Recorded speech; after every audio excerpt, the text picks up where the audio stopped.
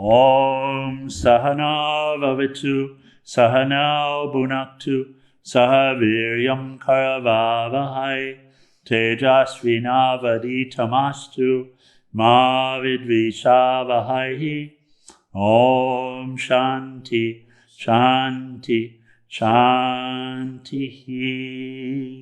And below Satguru Shivananda Maharaj Ki, Jai, for all the saints and sages of all the traditions. Jai. Okay, very good. And what's written on it, we were discussing yesterday. So, as we've shared, we're stepping through the order that's given us here in this book, this translation of Vivekachudamani by Swami Prabhavananda. And we haven't actually started the text of Vivekachudamani yet. And he's introducing the philosophy of non-dualism of Advaita Vedanta. And we had this conversation, so we wrote it this morning. And those joining us online, I think you can read this. I checked, I know you can see the whiteboard, so we'll confirm. We did locate 2 markers, non-permanent. We haven't been able to get out across the moat yet, but maybe today. The water crossing that makes this very secluded sometimes. So let's talk about this just for a moment, just what's being shared and the philosophy of it, and then we'll move on. We were saying that Shankara's aphorism, this what's often used as the summary of the philosophy that he shares. It's a few words, but the understanding wants to be deep, and so we use a lot of words to explain a few words. Brahma Satyam, Jagat Mithya, Jivo Brahmeva Naparaha. Those are the words. So directly translated, Brahman, not Brahma, Brahman is truth, the truth. Jagat is mithya, illusory. I say illusory, not illusion, because illusion gets we try to dismiss it right away, but illusory is really a better word to work with. It's not what it seems to be. Not what it seems to be. And then Jivo, which is the individual soul. Yes, really. Brahmeva, which is the absolute. Again, Brahman. Naparaha are non-different. Not different between the two.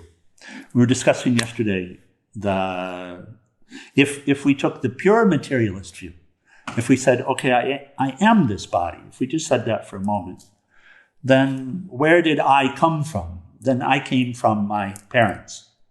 So I am non-different from my parents. Yeah.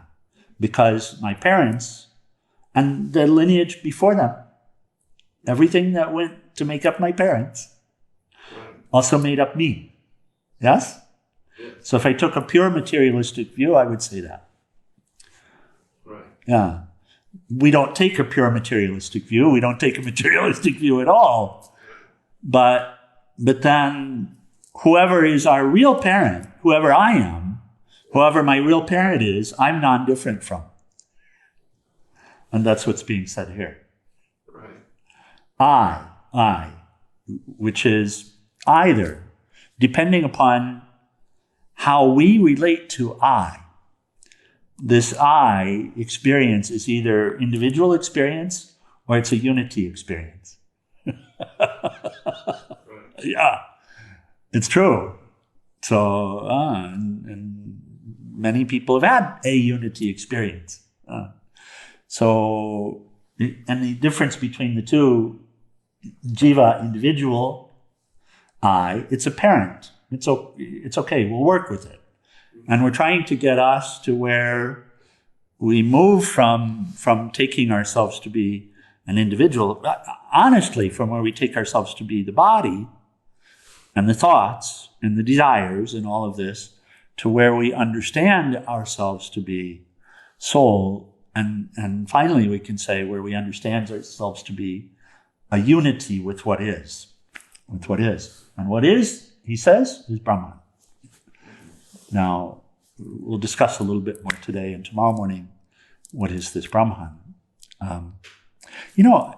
Dear Peace Pilgrim, and I don't know if the camera shows Peace Pilgrim, but maybe a part over here.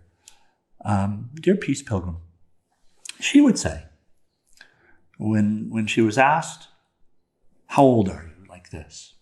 She would smile, laugh, and she would say, I no longer know, and I don't really care. I'm happy not to have to count anymore. And then why? She would say, I'm not this body. I am that which animates the body. She's actually saying the same thing here.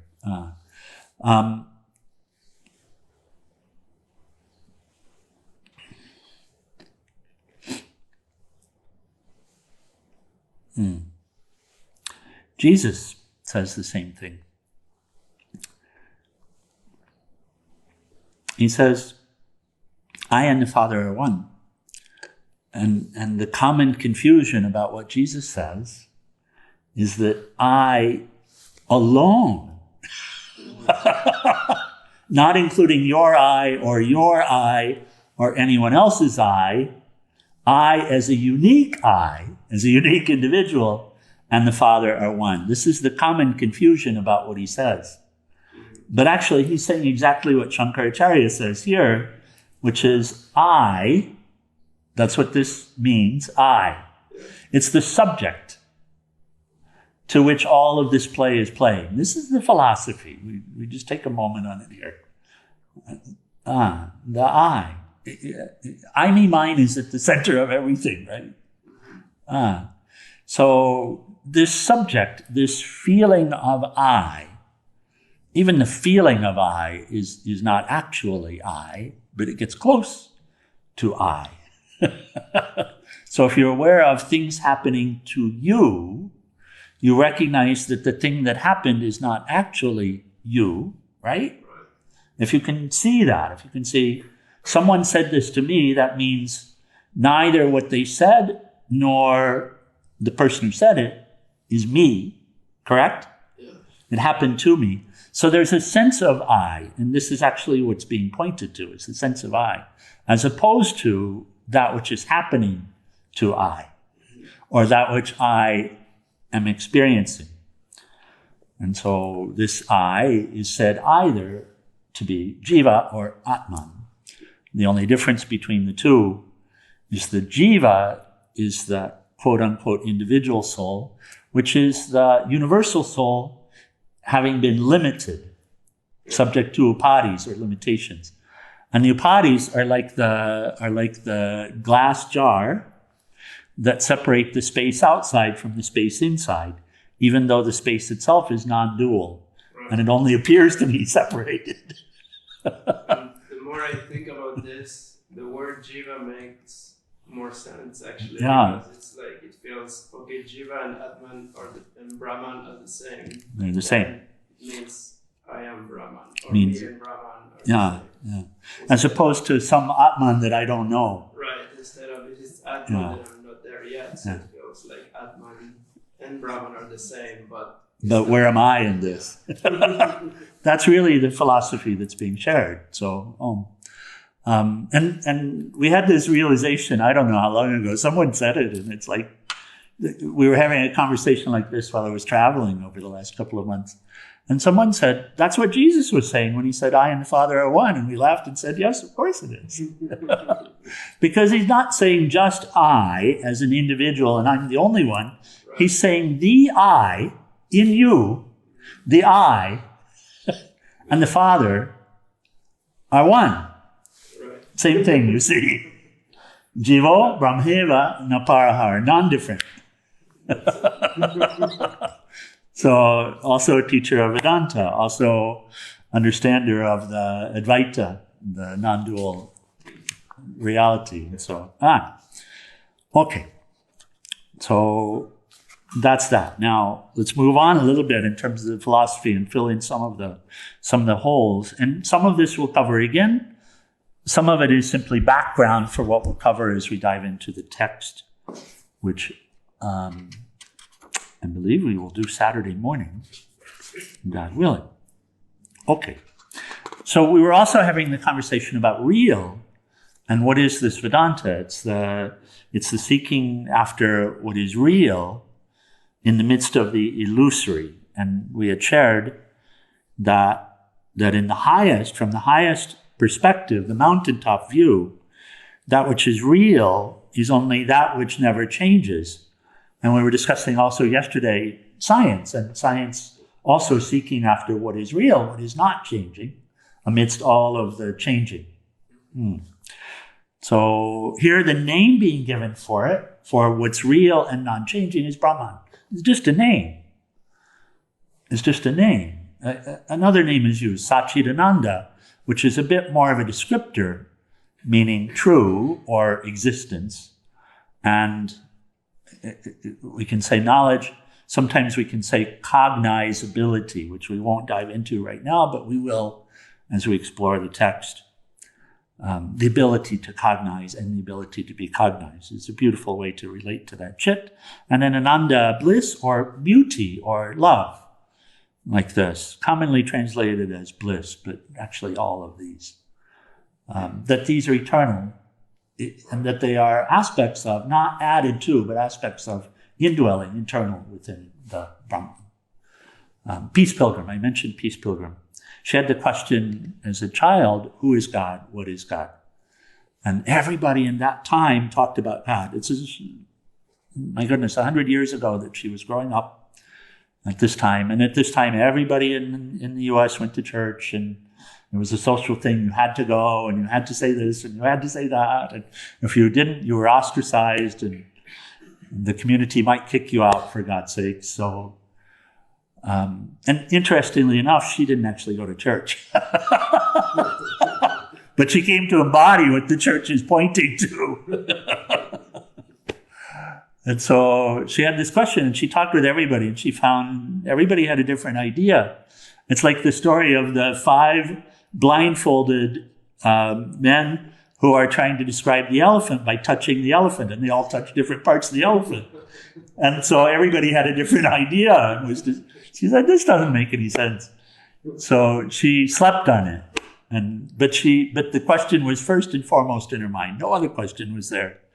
And she asked the question, and so of course the answer came to her, and she described it. But then she needed it confirmed first.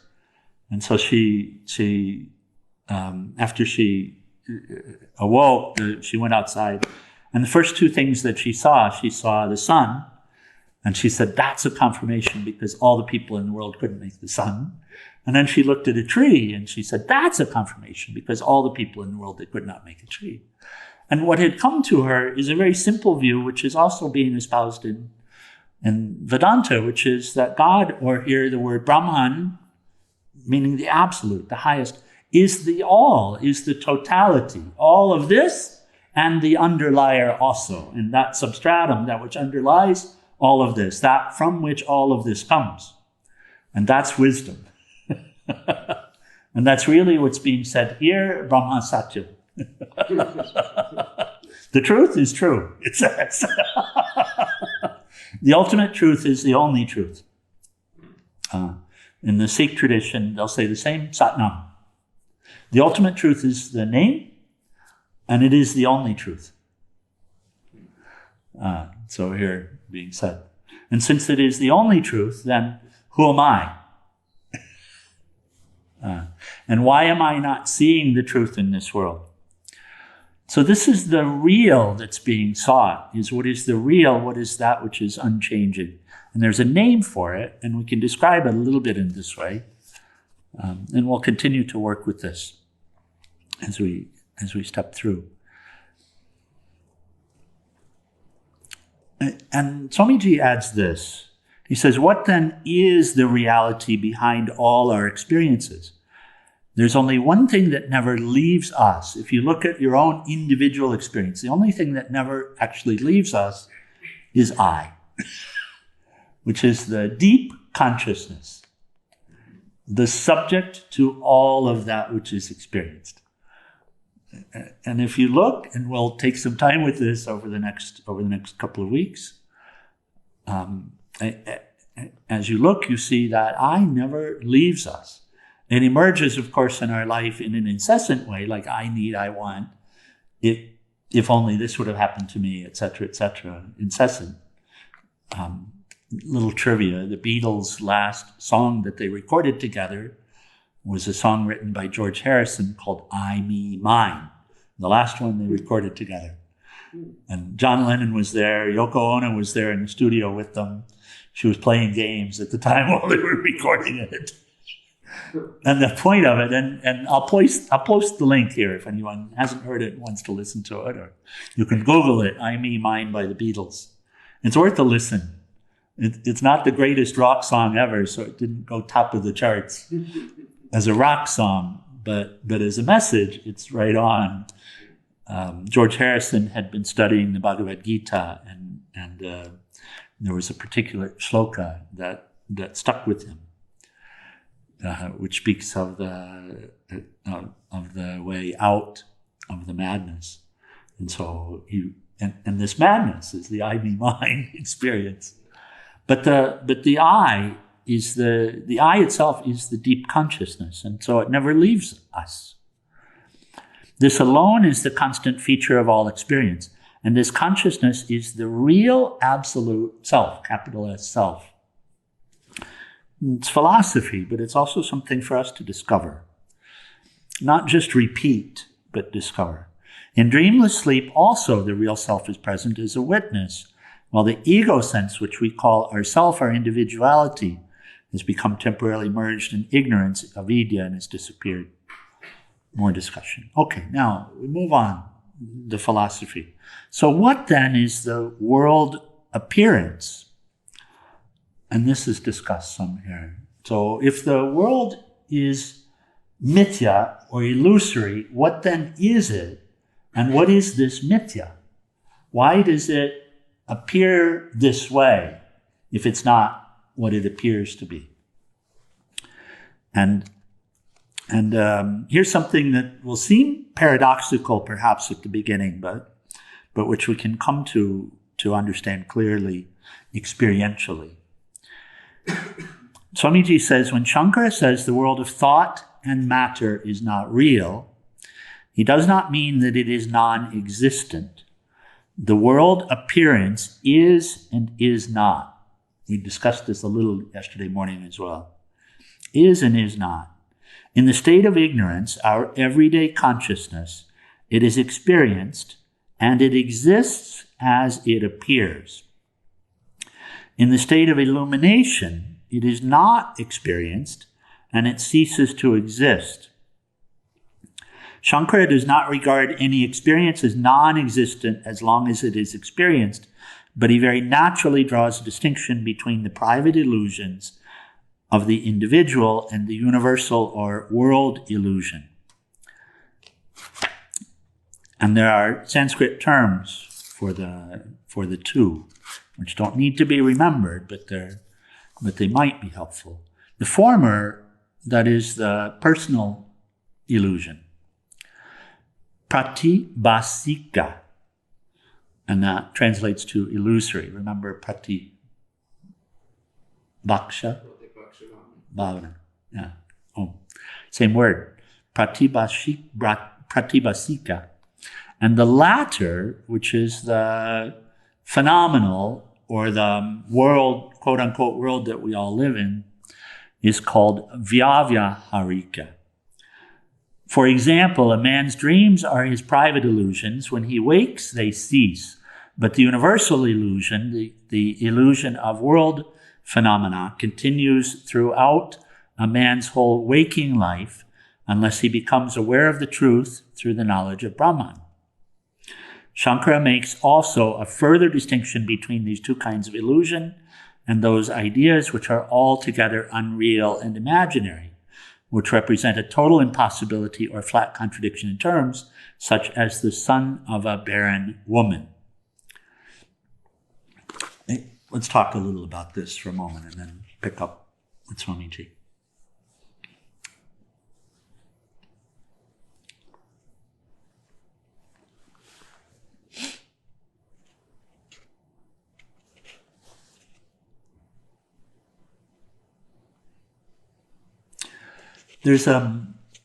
First, there's a comment made here, which we'll often hear repeated when we discuss what we hear the truth is. And as we all know, joining in here, there seems to be a common belief in this age about some non-dual reality. It's commonly said we're all one, right? And it's quite common, and spirituality in this age has become massive in terms of impact. A few hundred years ago, it wasn't discussed broadly in the way it is now. Even 50 years ago, it was not discussed broadly in the way it is now. If we talk about spiritual life, I don't know, certainly a majority would say, I have some spiritual life, I have some spiritual practice, or I have some awareness, or I should meditate, I should do this, I should do that. And so there are these common myths about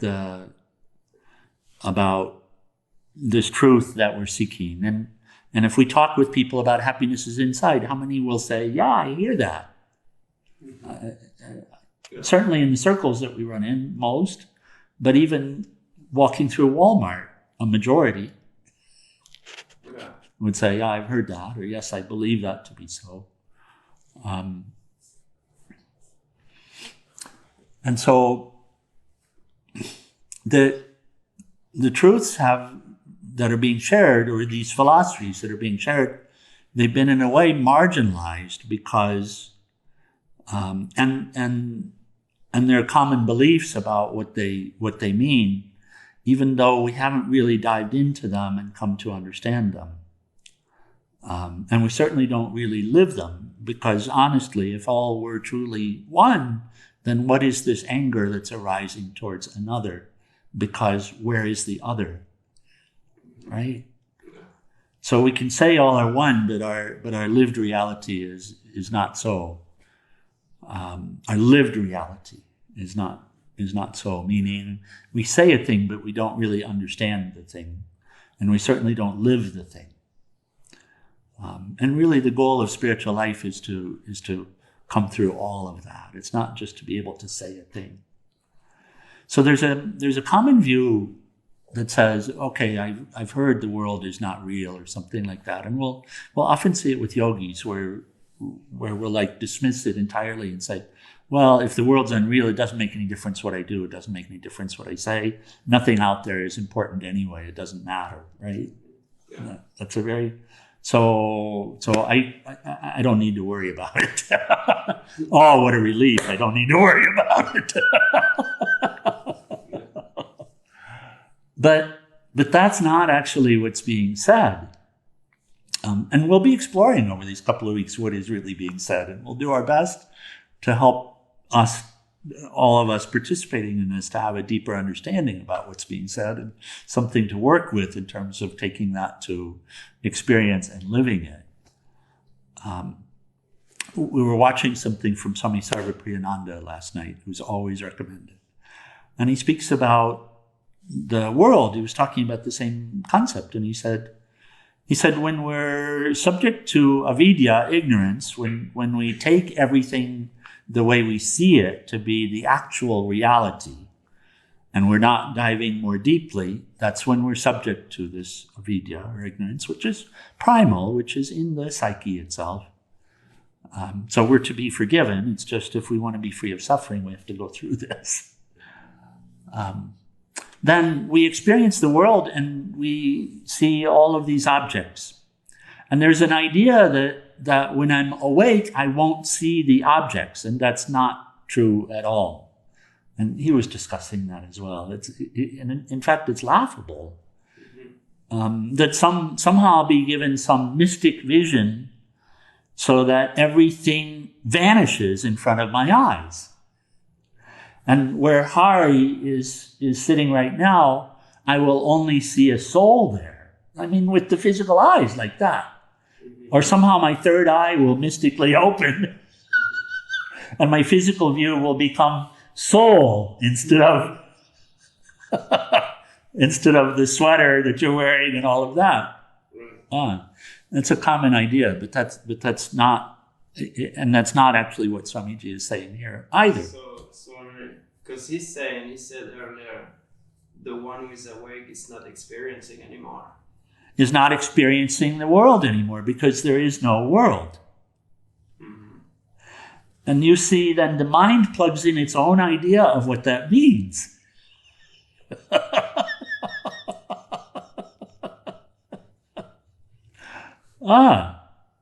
And because the experience we're having is so objectified, so much seems to be about you and me as separate beings and who you are and who I am as two individuals, only at the surface level, right? Right. Yeah, this is where we've been living, is in this place of avidya or ignorance. Right. And so there's some idea then that all of this vanishes, and I would only see the one reality, like a physical seeing, in the same way that I see Hari now. But that is not what's being said. It's good. That's not what's being said. What's being said, and here he used the example as well. Swami Prabhavananda used to use this example, still does. I'm just not physically sitting with him any longer. So he spoke about the sun and the sun rising and setting. And the old idea was that the sun actually revolved around the earth, or in the flat earth view, somehow or other it mysteriously appeared in the east, and then it continued to move across the sky, and then it vanished in the west. Yeah? So that was the view. Because that seems to be the experience, isn't it? You don't have any feeling of the earth rotating or anything like that, correct? No. You don't have any feeling of us moving 25,000 miles an hour right now, right? No. Do you? So the seeming experience is that, of course, the sun is rising and the sun is falling. But the knowledge is that in fact, that's an illusion. The sun is not rising nor falling. It only appears to rise and it appears to set. Yeah? That's knowledge, isn't it? Yeah. Wisdom about the subject. And then the question that he asked also was, now ask yourself the question, how would it appear if in fact the sun is not moving, but the earth is spinning?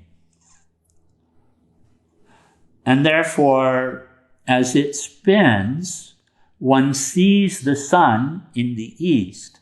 And as the earth continues to spin, the sun at some point seems to be in the west, and then it's no longer there.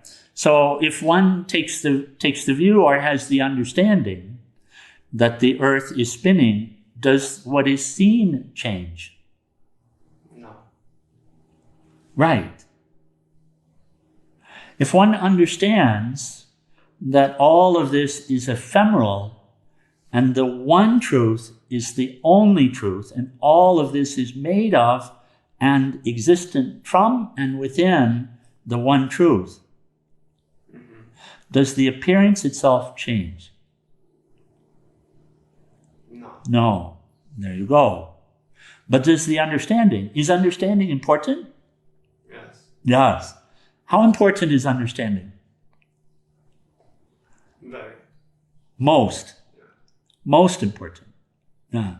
Because actually you live your life according to your understanding. Yes?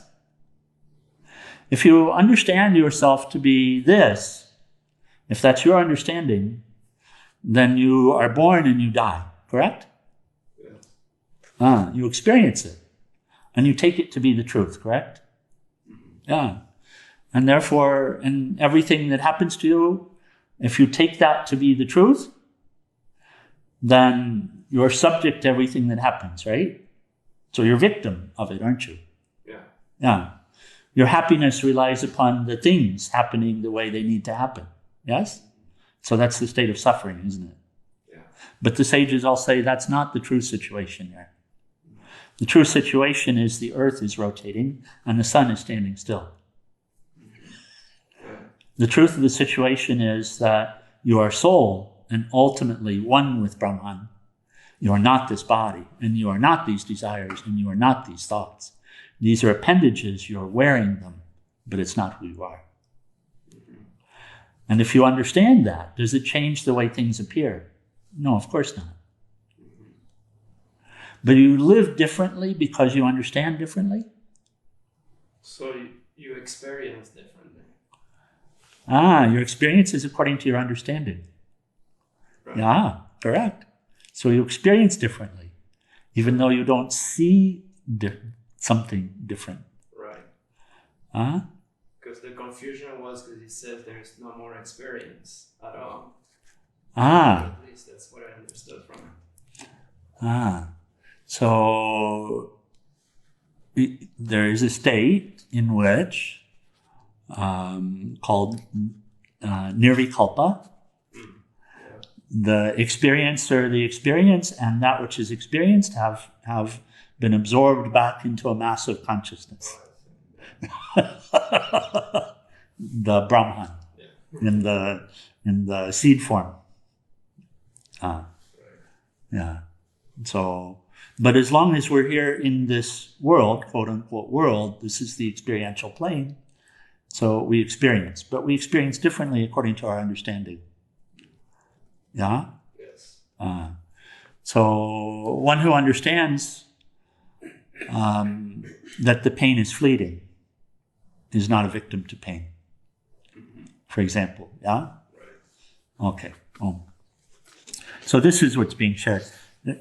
And the nature of the world appearance in this way, it has a reality to it. You can't say it doesn't. And this is a common thing with when we talk about, and we'll take more time with this, and it's a big deal. My God, it's a big deal. My God, it's a big deal. Because if we dismiss this experiential plane, then we miss our opportunity. Right. We miss it completely. Because we are a unity with this experiential plane. Yeah. It's just not what it appears to be, you see.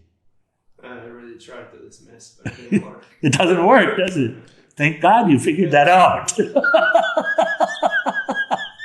I mean that. I'm so grateful. Yeah. And still young and still, yeah, good.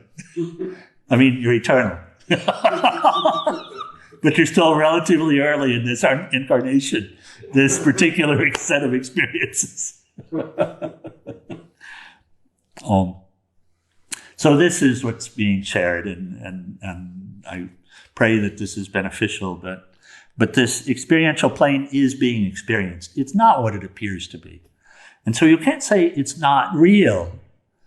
I mean, you can say anything. But it's not correct to say it's not real. Because we're experiencing something, and we know that we're experiencing something. The nature of the experience will change depending upon the understanding, but still experience is here.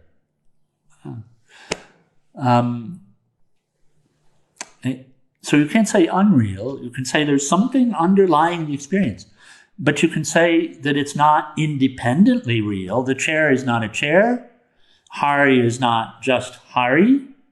The microphone is not a microphone, not per se. It has a deeper reality to it. The harmonium has a deeper reality to it. Everything here has a deeper reality to it. And ultimately, the real reality is its existence. And so this is where maybe a helpful exploration of this term, mithya, it doesn't mean non-existent. So for all of us, which means we have to work with it, by the way. And that's good news and seeming bad news too, because the world seems very screwed up right now. If there were a real independent world, it would be so screwed up right now. But the reality of our situation is we have to work with it. We don't want to be freaked out by it, because when we're freaked out by it, it's very hard to work with it. We want to have a deeper understanding, and the more we have a deeper understanding, we don't have to try to run away from it.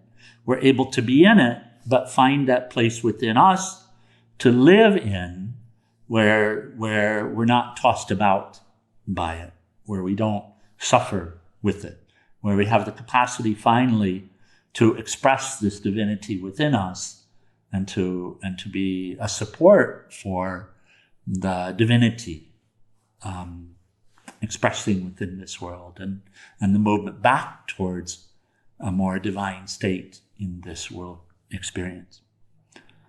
Okay, so we'll pick up there. We'll pick up with Maya tomorrow morning. Would you please check and see if we have any questions or comments? Sorry.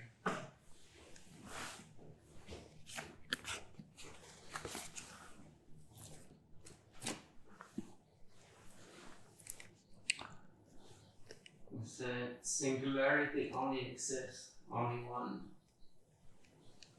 Om.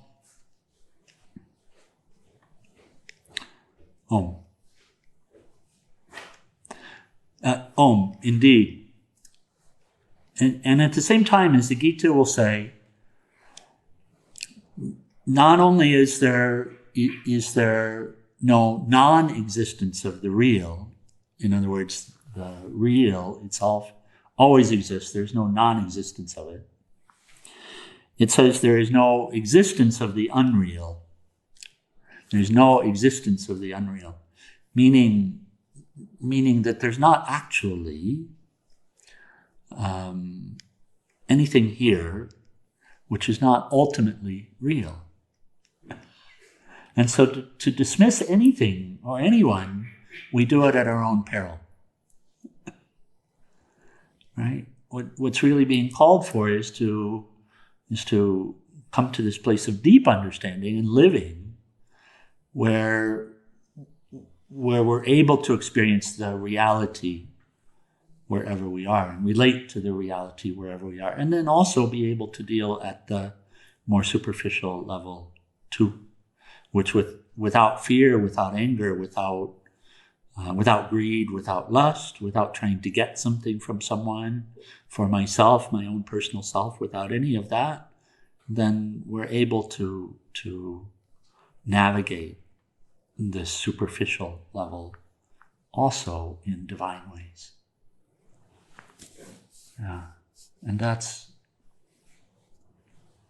necessary. We need to go all the way.